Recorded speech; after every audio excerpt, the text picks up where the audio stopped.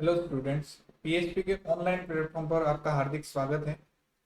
यहाँ पर हम ग्रुप थ्योरी के कोसेट्स को पढ़ रहे थे। ठीक है, कोसेट्स हमने कल की क्लास में पढ़ लिया था। आज कोसेट्स के आगे का जो कल अपन ने एक मोस्ट इंपोर्टेंट थ्योरम लाग्रांज प्रमेय के बारे में देख लिया था। ठीक है, आज उससे आगे के थ्योरम्स हैं उसका और कुछ क्वेश्चंस का कोसेट्स कैसे किसी सेट का फाइंड करते हैं उसके बारे में डिस्कस करेंगे। ठीक है, फर्स्ट फर्स्ट ऑफ आपको बताऊं तो यहां देखेंगे हम कि एक आप पेज नंबर की बुक में पेज नंबर 82 देख लेना। फर्स्ट जो लैग्रेंज थ्योरम्स के बाद की एक कोरोलरी दी हुई है, कोरोलरी फर्स्ट। ठीक है, ये दी हुई है। यहां पर ये कह रहा है कि order of the order of every element the order of every element of a finite group is the order of every every element of a finite group is a divisor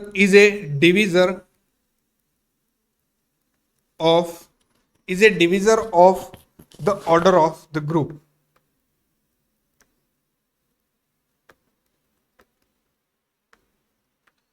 ये कहना चाह रहा है the order of every element of a finite group, किसी भी finite group के every element का order, प्रत्येक एलिमेंट का ऑर्डर उसका डिवीजर होता है किसका, ग्रुप के ऑर्डर का। ठीक है, ये प्रूफ करवा रहा है कि ऑर्डर ऑफ जी किसका डिवीजर होगा, ऑर्डर ऑफ ए का। ठीक है, अगर order of A divides order of G, ये प्रूफ करना है। ठीक है, तो प्रूफ देखेंगे यहां कि let A be the element of a finite group G. ठीक है, A be the element of a finite group G. अब ए क्या होगा, ग्रुप जी का एलिमेंट, और ए ग्रुप जी का एलिमेंट है। If H be the cyclic group of G generated by A, किससे जनरेट हो रहा है, A से। अगर एक H कोई ग्रुप मान लो, H be the cyclic group of G, cyclic subgroup of G generated by H, तो H किससे जनरेट हो रहा है, A से।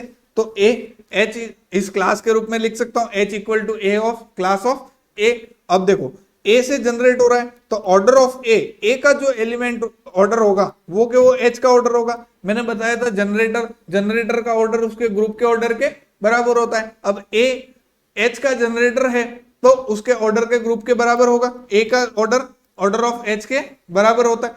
तो हम जानते हैं कि एच इज ए सब ग्रुप ऑफ जी। अब मैंने बताया था कोई भी सब ग्रुप होता है तो वो order of H divides order of G, G के ऑर्डर को डिवाइड करेगा। जब ऑर्डर ऑफ एच अगर जी को डिवाइड कर रहा है और ऑर्डर ऑफ ए और ऑर्डर ऑफ एच इक्वल ही है तो ऑर्डर ऑफ ए भी जी को डिवाइड करेगा कि नहीं करेगा। देखो एच की जगह ए लिख दूं, order of H divides order of G करेगा। क्यों, H is the subgroup of G, H G का सब ग्रुप है, ये तो जानते हैं। अब सब ग्रुप है तो उसके ऑर्डर को डिवाइड करेगा। अगर उसके ऑर्डर को डिवाइड कर रहा है तो ऑर्डर ऑफ एच और ऑर्डर ऑफ ए इक्वल है तो ऑर्डर ऑफ ए भी जी को डिवाइड करेगा।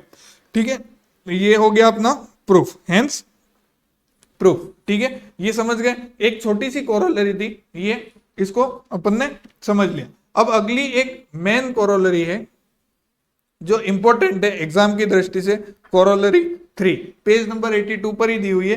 Corollary 3, every group of prime order is cyclic। Every group of prime order का कोई प्राइम मतलब अभाज्य संख्या का ऑर्डर कोई हो, किसी ग्रुप का अभाज्य संख्या मतलब 2 3 5 7 ऐसा कोई ऑर्डर ग्रुप का ऑर्डर हो तो वो ग्रुप हमेशा साइक्लिक होगा, ये प्रूफ करना है। ठीक है, ये मोस्ट इंपॉर्टेंट आप डाल लेना, इंपॉर्टेंट है एग्जाम की दृष्टि से ये वाली कोरोलरी, ये थ्योरम्स के रूप में आती है। ठीक है, लेट, पहले इसका प्रूफ देखते हैं, let G be the group of order P where P is prime. ठीक है, P ग्रुप का ऑर्डर, तो ग्रुप का ऑर्डर क्या हो गया P, मैंने मान लिया कि यहां पर P क्या है, एक अभाज्य, तो ऑर्डर ऑफ G बराबर क्या हो जाएगा P। ठीक है, P और P यहां पर क्या है, अभाज्य, प्राइम है। ठीक है, प्राइम है, P इज ग्रेटर देन 1 होगा हमेशा। ठीक है, प्राइम है। अब प्राइम नंबर जानते हैं कि G, अब देखो G में तत्समक के, देखो क्या होगा कि order of G equal to prime है, तो प्राइम का नंबर या तो प्राइम ऑर्डर 1 होगा या 2, 3, 5, 7 इस तरह से। तो G में क्या होगा, एक element, identity element, G have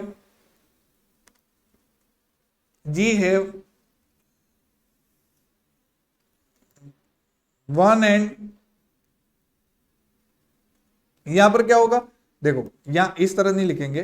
ठीक है, यहां पर ये होगा कि देखो G प्राइम ऑर्डर है, अब प्राइम ऑर्डर का कहे तो प्राइम ऑर्डर में आइडेंटिटी के अलावा दूसरे एलिमेंट भी होंगे, तो G have another element except identity. ठीक है, G में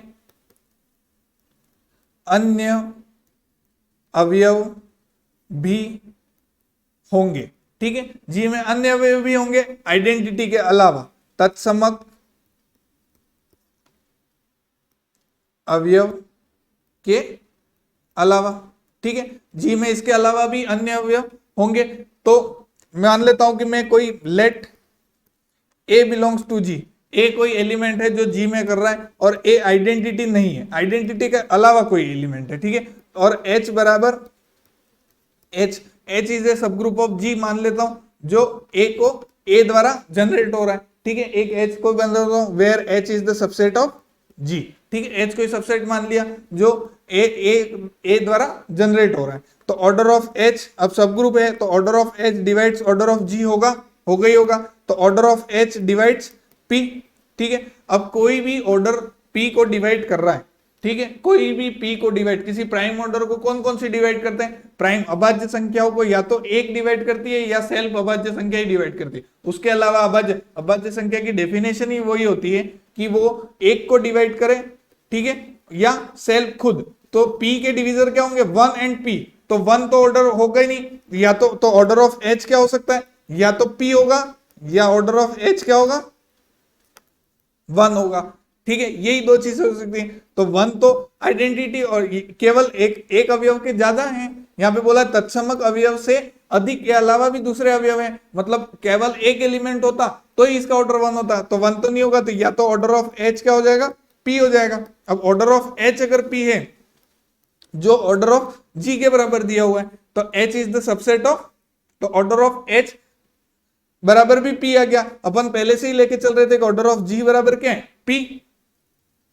ठीक है, तो यहां पर क्या हो जाएगा, order of H equal to order of G, ये हो गया। देखो order of H equal to order of G हो गया। अब देखो H इक्वल टू G हो गया, तो G इक्वल टू H बराबर इसको A को जनरेट करेगा। देखो यही जनरेट करे, अगर जनरेटर हो गया, जनरेट कर रहा है, इसका मतलब ये ग्रुप क्या हो जाएगा, साइक्लिक। ठीक है, G एक चक्रीय समूह हो जाएगा, तत्समक के अतिरिक्त प्रत्येक अवयव इसको जनरेट कर जाएगा। ठीक है, आगे बात समझ में, साइक्लिक कैसे होगा, जा ऑर्डर ऑफ H बराबर ऑर्डर ऑफ G हो गया, तो G बराबर G इसको H को जनरेट, G अब H बराबर H में A जनरेटर था, अब ऑर्डर ऑफ G A का जो ऑर्डर है वही G का भी ऑर्डर हो गया। अब देखो यहां पर पहले ही लेके चल रहे थे कि A H को जनरेट कर रहा है, अब A H को जनरेट कर रहा है तो ऑर्डर ऑफ A बराबर ऑर्डर ऑफ H होगा। अब ऑर्डर ऑफ H भी G के बराबर है, तो A G का भी तो जनरेटर हो जाएगा, तो G भी तो साइक्लिक हो जाएगा। ठीक है, इस तरह। ठीक है, आगे बात समझ में, तो ये भी मोस्ट इंपॉर्टेंट है आपकी एग्जाम की दृष्टि से, आगे आप इसको देखोगे। ठीक है, अगला टॉपिक, अगला जो कंसेप्ट है, अगला कंसेप्ट है अपने पास इंडेक्स। कौन सा, इंडेक्स ऑफ ए सब ग्रुप, इंडेक्स सब ग्रुप का इंडेक्स। ठीक है, इसकी डेफिनेशन क्या होगी, late H be a subgroup of a group G, then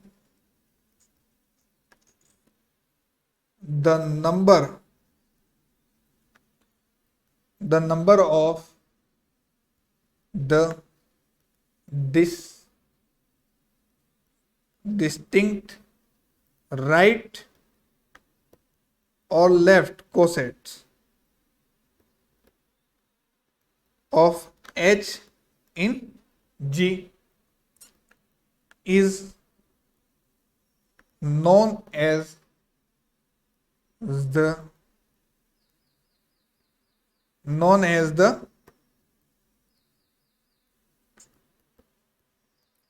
index of H in G। ठीक है, क्या होगा?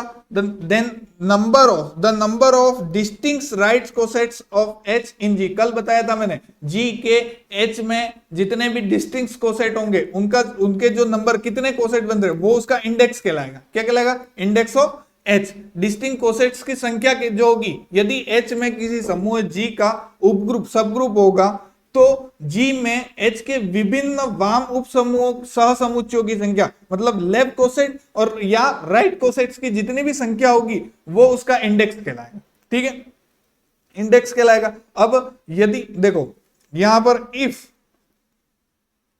G is finite group, G is finite group and H have K left और राइट कोसेट, लेफ्ट हो या right हो, के H have कितने K, कितने एलिमेंट K, अगर तो order of G equal to K dot order of H, ये होगा, ये याद रखना है। तो K बराबर क्या होगा? Order of G divide by order of H। जैसे ऑर्डर ऑफ G है 4 दिया हुआ है और ऑर्डर ऑफ H में 2 एलिमेंट है, तो उसमें कितने राइट या लेफ्ट कोसेट बन सकते हैं? 4/2, 2 राइट कोसेट बन सकते हैं या 2 लेफ्ट कोसेट बन सकते हैं। आगे बात समझ। जैसे 6 ऑर्डर का कोई ग्रुप है और कोई उसका सब ग्रुप दिया हुआ है 2 ऑर्डर का, तो 6/2 3, तो कितने मैक्सिमम बन सकते हैं? 3 लेफ्ट कोसेट या 3 राइट कोसेट बन सकते हैं। ठीक है, देखो एग्जाम्पल के रूप में देखते हैं। यहाँ ये तो होगी इंडेक्स की डेफिनेशन होगी। आगे एग्जाम्पल देखना हो आपको तो आप एग्जाम्पल नंबर आ जाओ 2 पे, पेज नंबर 88। ठीक है, पेज नंबर 88 पे एग्जाम्पल नंबर 2 दिया हुआ है आपको। यहां देखो, फाइंड ऑल द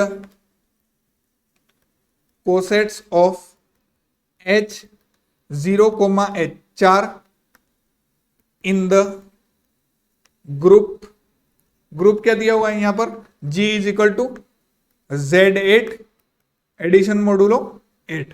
ठीक है, ये दिया हुआ है। क्या निकालना है? H क्या दिया हुआ है? सब ग्रुप 0, 4 ऑपरेशन प्लस 8 दिया हुआ है, और इन द ग्रुप क्या दिया हुआ है? Z8 क्या होता है? Zn ग्रुप ये होता है, Zn जो ग्रुप होता है, जो यहां पर 8 दिया हुआ है, तो 0 1 2 अप टू कितने चकना है? n-1 तक। ठीक है, n-1 तक Zn। अब यहां पर Z8 दिया है तो G बराबर क्या हो जाएगा? यहां पर 0 1 2 3 4 5 6 और 7, और ऑपरेशन क्या हो जाएगा? +8। ठीक है, ये तो ग्रुप हो गया। और H बराबर क्या हो जाएगा? 0, 4। ठीक है, अब देखो कोसेट्स कैसे निकालता हूं मैं? AH। ठीक है, इस तरह जो ऑपरेशन दिया हो तो A + H। अब H का एक एलिमेंट लेना है और उसका लेना है। ठीक है, तो पहले मैं G का एलिमेंट लेता हूं 0। A किस में से होगा? G में से। A बिलोंग्स टू किस में से होता है? G में से। तो 0 + H, फर्स्ट में 0 + H लेता हूं तो उसका सेट बनेगा 0 + 0 और 0 + 4, तो ये हो जाएगा 0 और 4, ये H के बराबर ही हो जाएगा। वैसे 1 + H करूं तो 1 + H क्या हो जाएगा?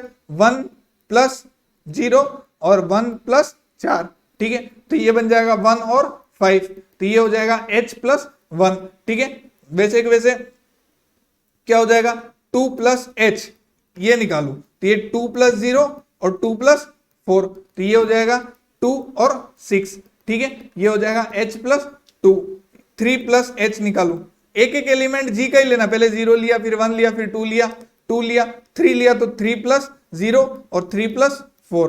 ठीक है, ये हो जाएगा 3 प्लस 7, ठीक है, तो ये हो जाएगा h प्लस 3। वैसे वैसे 4 प्लस h करो, 4 प्लस h करूंगा तो क्या मिलेगा, 4 प्लस 0 और 4 प्लस 4, तो 4 प्लस 0 क्या होगा 4 और 4 प्लस 4 8। देखो यहाँ 8 मैंने बताया था कभी भी एडिशन करना है तो यहाँ 4 प्लस यहाँ पे एडिशन मॉडुलो लगेगा, 8 8 8 8 8 8 और 8, 4 प्लस 4 8 हो जाएगा, तो वापस 8 क्या बन जाता है 0 बन जाता है, ठीक है। जैसे बताया था 2 प्लस 2 अगर एडिशन मॉडुलो 4 होगा तो 4 डिवाइड 4 में से 4 माइनस कर देंगे, एडिशन मॉडुलो वाले क्लास में भी बताया। तो ये वापस 8 क्या हो जाएगा 0,4, तो 4,0 वापस किसके बराबर हो गए h के, देखो वापस रिपीट होने लग गए। इसका मतलब डिस्टिंक्ट कोसेट्स कितने बने 4, 4 कैसे बने, देखो यहाँ के एलिमेंट्स कितने थे g के, ऑर्डर ऑफ g कितना है 8 है, 1 2 3 4 5 6 7 और 8, और h के एलिमेंट कितने 8, तो 8/2 करो कितने मिले डिस्टिंक्ट कोसेट। देखो पहले इस यहाँ पे देखे था मैंने बताया था order of g divide order of h, कितने डिस्टिंक्ट कोसेट बनेंगे इतनी संख्या मिल जाएगी। देखो यहाँ पर डिस्टिंक्ट कोसेट 1 2 3 और 4, फिर वापस h आ जाएगा, फिर आगे वापस 5 प्लस h करोगे वो h प्लस 1 ही मिलेगा, वही एलिमेंट मिलेंगे 1 और 5। अगली बात समझ में, तो डिस्टिंक्ट कोसेट्स कितने मिले अलग अलग एलिमेंट वाले सेट, तो 4 h h plus 1 h plus 2 और h प्लस 3, इन सब का यूनियन करेंगे डिस्टिंक्ट कोसेट्स का तो g के बराबर होता है। वो कल की क्लास में मैंने बताया था डिस्टिंक्ट कोसेट्स का यूनियन करने पर वो g के बराबर हमें मिलता है, ठीक है।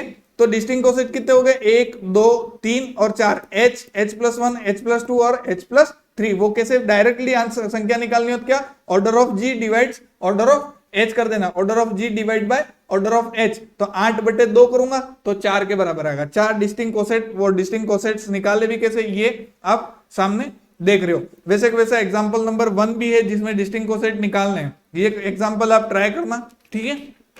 इस एग्जांपल को अगली क्लास में देखेंगे अपन। एक 2.1 इंपॉर्टेंट है थ्योरम यहाँ पर 2.1, वो इसी अभी कर लेते हैं, ठीक है।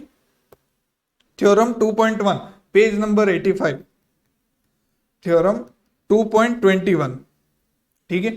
ये दी हुई है if H is a subgroup of A group G, H is a subgroup of G and A and B belongs to G, then A दिया हुआ है HA बराबर HB is implies AB inverse belongs to, अगर HA और HB बराबर है तो if and only if AB inverse belongs to H होगा, ठीक है। ये तो इसका प्रूफ देखेंगे अपन। प्रूफ क्या होता है कि लेट, पहले देखो लेट मानते हुए चलना है कि HA बराबर HB है, ठीक है। नाउ HA बराबर HB है, अब HA बराबर HB, ठीक है। तो इंप्लाइज मैं क्या करूं HA दोनों तरफ B इनवर्स का मल्टीप्लाई करवा दो, दोनों तरफ राइट की तरफ B इनवर्स का मल्टीप्लाई करवा दिया। अब क्या होगा कि ये H A B इनवर्स हो जाएगा, ये हो जाएगा H B B इनवर्स के इसके आइडेंटिटी के बराबर हो जाएगा E, तो ये क्या हो जाएगा H A B इनवर्स बराबर H के बराबर हो जाएगा, H A B इनवर्स बराबर किसके हो जाएगा H के बराबर हो जाएगा। तो H A B इनवर्स बराबर H हो गया, तो वो इसका मतलब क्या हो जाएगा A B inverse belongs to H। देखो कभी भी राइट कोसेट HA बराबर H के बराबर हो जाए तो वो जो A होता है वो भी H में HA राइट कोसेट या लेफ्ट कोसेट AH भी निकाल रहे हो तो वो एलिमेंट अगर H के बराबर हो जाए H में ही भी आ रहा है, मतलब जो यहाँ पर एलिमेंट, तो यहाँ पर क्या AB इनवर्स पूरा पूरा आ रहा है तो AB इनवर्स H में हो जाएगा, ठीक है। इसका कन्वर्सली प्रूफ करते हैं, ठीक है। कन्वर्सली मैं यहाँ साइड में ही प्रूफ कर रहा हूं, ठीक है।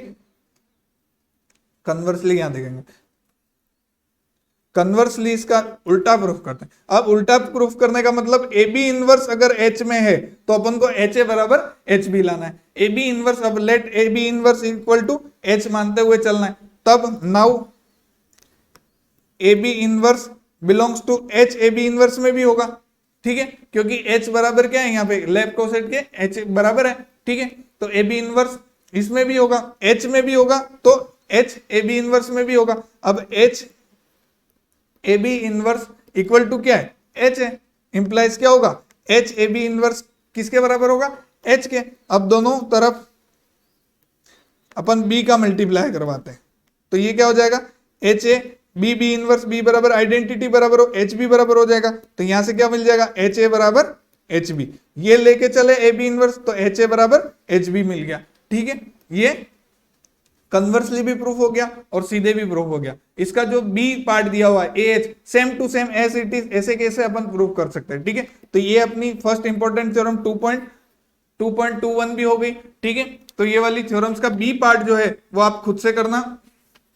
ठीक है, एग्जाम्पल नंबर 1 एग्जाम्पल नंबर 2 मैंने समझा ही दिया, example number same to same ऐसा ही है, उसमें आपको देखना है। अब एग्जाम्पल नंबर 3 जो दिया हुआ है 89 पेज पर, वो अपन कल की क्लास में डिस्कस करेंगे। ठीक है, धन्यवाद। यहां पर आपको क्लास